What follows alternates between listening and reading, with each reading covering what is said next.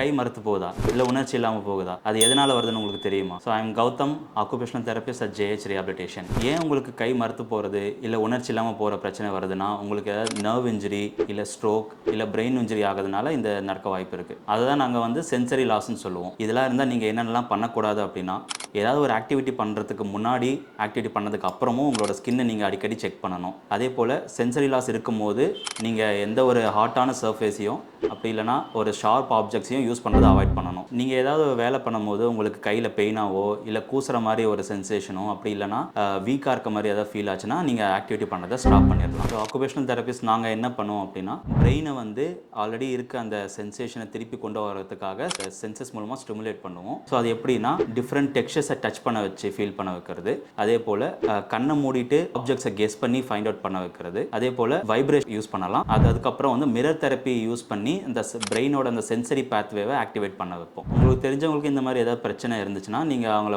Delay பண்ணாமல் உடனடியாக ஒரு ஆக்குபேஷனல் தெரபிஸ்ட் கிட்ட கன்சல்டேஷன் எடுத்துக்கொள்ளுங்க. எவ்வளோ சீக்கிரம் போகிறீங்களோ அந்த அளவுக்கு ரெக்கவரியும் ஃபாஸ்ட்டாக இருக்கும். இந்த வீடியோ யாருக்கெல்லாம் யூஸ்ஃபுல்லாக இருக்குன்னு நினைக்கிறீங்களோ அவங்களுக்கு ஷேர் பண்ணுங்கள்.